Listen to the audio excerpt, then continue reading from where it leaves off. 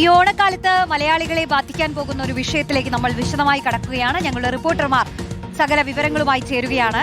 ഓണം ആഘോഷിക്കാൻ നാട് പിടിക്കണമെന്ന ഉള്ളിൽ ആഗ്രഹമുണ്ടെങ്കിലും മറുനാടൻ മലയാളികൾക്ക് അത് അത്ര എളുപ്പമുള്ള ഒരു കാര്യമല്ല. ട്രെയിനിലും ബസ്സിലും ഫ്ലൈറ്റിലും എല്ലാം ടിക്കറ്റ് കിട്ടാനില്ലാത്ത അവസ്ഥയാണ്. ഇനി കിട്ടിയാൽ തന്നെ കൊള്ള നിരക്കും. അതാണ് അവസ്ഥ. കോഴിക്കോട് ബംഗളൂരു റൂട്ടിൽ ബസ് ലോബിയുടെ പകൽക്കൊള്ള തന്നെയാണ്. 500 രൂപയായിരുന്ന ടിക്കറ്റ് നിരക്ക് 1800 രൂപയിലെത്തി. ബംഗളൂരു കൊച്ചി റൂട്ടിൽ ബസ്സിൽ ഒരു സീറ്റിന് 3500 രൂപ വരെ എത്തിയിട്ടുണ്ട്. ഇനിയും കൂടുമോ എന്ന് കണ്ടു തന്നെ അറിയണം.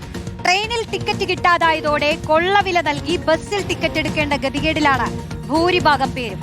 കെ അഭിലാഷ് ആയിരുന്നു. അഭിലാഷ്, ഓണമാണ്, വീട്ടിൽ എല്ലാവരുടെയും കൂടെ ഇരുന്നൊന്ന് ഓണം ഉണ്ണണമെന്ന് കരുതിയാൽ പോക്കറ്റ് കാലിയാവും. അതാണ് അവസ്ഥ. നാട്ടിലേക്കൊന്ന് വരണമെങ്കിൽ ബസ് പിടിക്കാമെന്ന് വെച്ചാൽ പൊള്ളുന്ന കാശാണ്. അതും ഇരട്ടിയിലധികമാണ് ടിക്കറ്റ് നിരക്ക്. ഫ്ലൈറ്റ് ആണെങ്കിൽ പിന്നെ പറയേണ്ടതില്ലല്ലോ, അങ്ങോട്ട് നോക്കുകയേ വേണ്ട. ട്രെയിൻ ആണെങ്കിൽ ട്രെയിന് കിട്ടാനില്ല. ഇനി കിട്ടിയാൽ തന്നെ ഗതികേടാണ്, ദുരിതമാണ്. ഓണത്തിന് നാട്ടിലെത്താൻ കഴിയില്ലേ അഭിലാഷേ?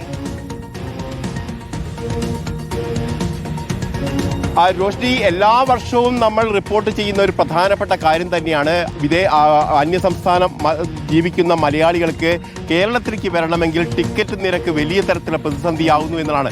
ഇപ്പോൾ ബാംഗ്ലൂരിൽ നിന്ന് കേരളത്തിലേക്ക് വരണമെങ്കിൽ, പ്രത്യേകിച്ച് കോഴിക്കോട്ടേക്ക് വരണമെങ്കിൽ 500 മുതൽ 600 രൂപ മാത്രമാണ് ടിക്കറ്റ് നിരക്ക്.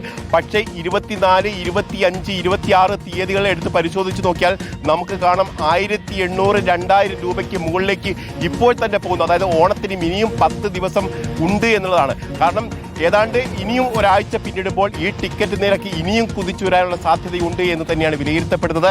കാരണം കഴിഞ്ഞ വർഷം 4000-ഉം 6000-ഉം രൂപ ടിക്കറ്റ് നിരക്ക് വന്നു എന്നുള്ളതാണ് ഏറ്റവും സങ്കടകരമായ കാര്യം. അപ്പോൾ പോലും ഇതിന് പ്രതിസന്ധി സൃഷ്ടിക്കുമ്പോൾ പോലും അതിന് മറികടക്കുന്നതിന് എന്ത് കാര്യമാണ് സർക്കാർ തലത്തിലും അല്ലാതെയും ഒക്കെ ചെയ്യുന്നത് എന്നുള്ളതാണ് പ്രധാനപ്പെട്ട ചോദ്യമായി ഉയർന്നു വരുന്നത്. കാരണം ഈ ബസ് ലോബികൾ ഇത്തരത്തിൽ ആൾക്കാരെ കൊള്ളയടിക്കുന്ന, പോക്കറ്റ് കൊള്ളയടിക്കുന്ന നിലയിലേക്ക് കടക്കുമ്പോൾ പോലും അതിന് പ്രതിവിധി കാണാൻ ഇപ്പോഴും സർക്കാരിന് കഴിയുന്നില്ല എന്നുള്ളൊരു പ്രധാനപ്പെട്ട വിഷയമായി തന്നെ ഉയർന്നു വരുന്നു. നമുക്കറിയാം, റെയിൽവേയുമായി ബന്ധപ്പെട്ട് നേരത്തെ ആദ്യഘട്ടത്തിൽ തന്നെ ഇത് നിയന്ത്രിക്കാൻ സ്പെഷ്യൽ ട്രെയിനുകളൊക്കെ ധാരാളം അനുവദിക്കാൻ കഴിയും. പ്രത്യേകിച്ച് മലബാറിൽ 8ഓളം ട്രെയിനുകൾ ഇനിയും ഓടിക്കാൻ കഴിയുമെന്ന് തന്നെയാണ് ഇപ്പോൾ പാസഞ്ചേഴ്സ് അസോസിയേഷനുമായി ബന്ധപ്പെട്ട ആളുകൾ പറയുന്നത്.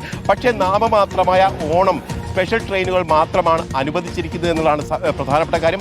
അതിൽ തന്നെ ടിക്കറ്റ് കിട്ടാൻ ഇല്ലാത്തൊരു സാഹചര്യത്തിൽ ബസ്സിനെ ആശ്രയിക്കുക എന്നല്ലാതെ മറ്റൊരു വഴിയില്ലാതെ വരുമ്പോൾ അത് 5000-ഉം 6000-ഉം കൊടുക്കേണ്ട നിലയിലേക്ക് കാര്യങ്ങൾ പോകുമ്പോൾ KSRTC എന്താണ് ചെയ്യുന്നത് എന്നുള്ള പ്രധാനപ്പെട്ട ഒരു ചോദ്യം അവിടെയും വരുന്നു. കാരണം KSRTCയും പ്രത്യേക ഷെഡ്യൂളുകൾ പരിഗണിക്കുമ്പോൾ അതും നാമമാത്രമായി ഒതുങ്ങിപ്പോകുന്നു എന്നുള്ളതാണ് സങ്കടകരമായ കാര്യം.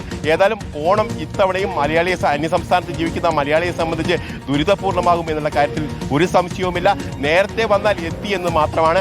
ഇനി ഓണത്തിന്റെ തലേന്നോ അല്ലെങ്കിൽ 2 ദിവസമോ മുമ്പോ വരാൻ തയ്യാറാവുകയാണെങ്കിൽ അവരുടെ കീശ കാലിയാകും എന്നുള്ള കാര്യം കൂടിയാണ് ഈ ഘട്ടത്തിൽ നമുക്ക് പറയാൻ കഴിയുക.